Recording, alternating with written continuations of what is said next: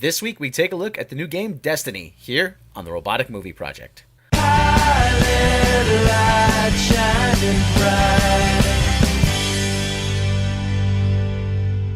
Without a doubt, Destiny is one of the biggest video game releases of the year, if not of all time. So, how does this game hold up under scrutiny? First, let me preface this review by saying, no, I did not receive a review copy. I paid for this game out of my own pocket with $60 of my own hard-earned money. In Destiny, you are a guardian, resurrected by an intelligent robotic orb known as a ghost.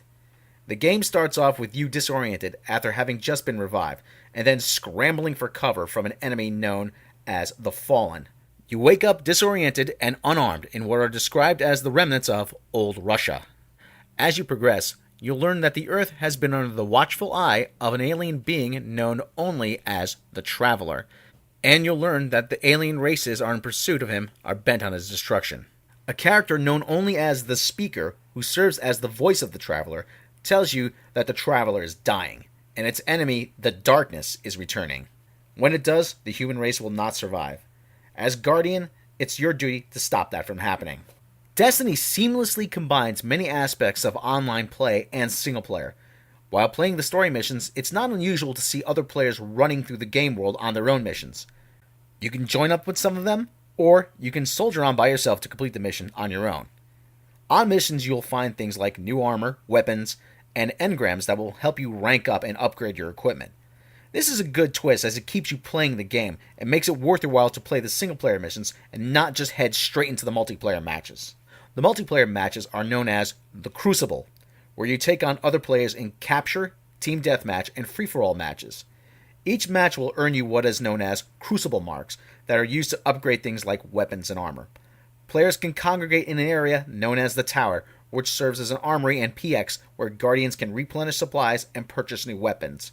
The game also employs a bounty system, which, when purchased, will give you a specific task to complete.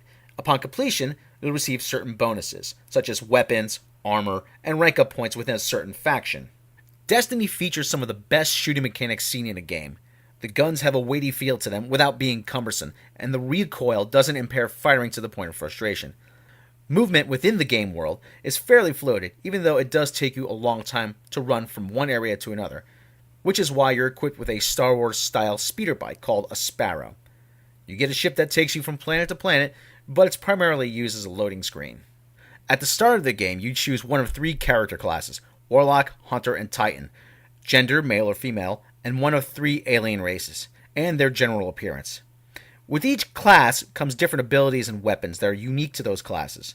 There's a decent amount of variety here, even though most players seemingly have chosen the Warlock class above all others. The character creator does seem somewhat limited if you compare it to other games. Bungie is said to be working on some kind of bartering system, which means that perhaps soon players can swap weapons across classes at some point in the near future.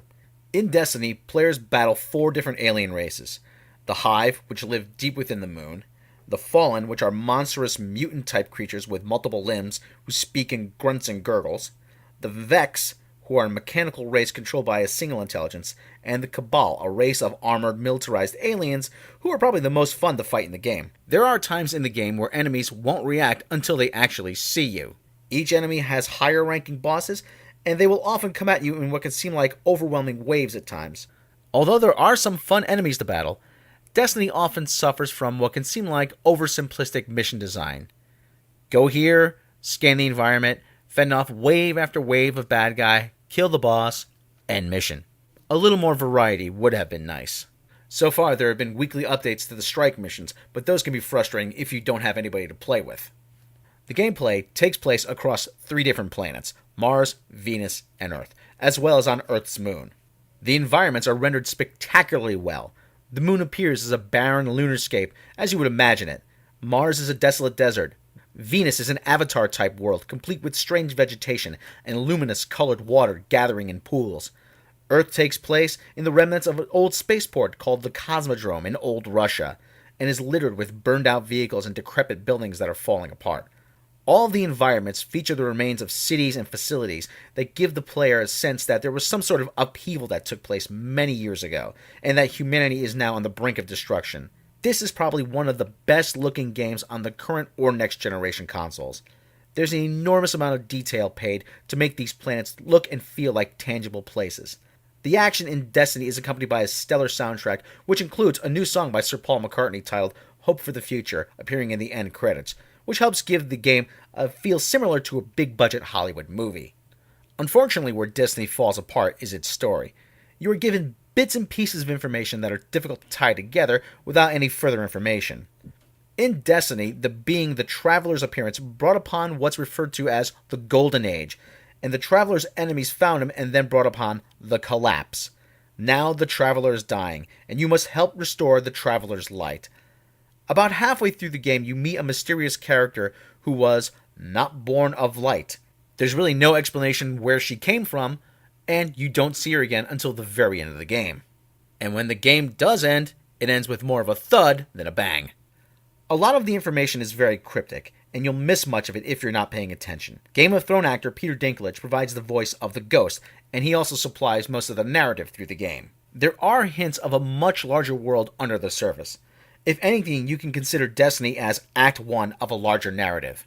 Yet, despite its problems, there's something about Destiny that makes you want to keep playing. The action becomes addictive, and the player keeps getting drawn back into this world, and eventually, it feels immersive to the point where you no longer question its flaws. Yes, the mission design is simplistic, the story is lacking, and at times, the enemies are as useless as Imperial stormtroopers. But even in light of this, the game keeps drawing the player back, which is what a good game should do. Is Destiny perfect? Not by any stretch. However, what it does get right makes it very fun to play, and it makes you want to keep playing, and that's what any game should accomplish. The final verdict? Destiny gets a 4 out of 6 Chewbaccas. That's it for now. See you next time.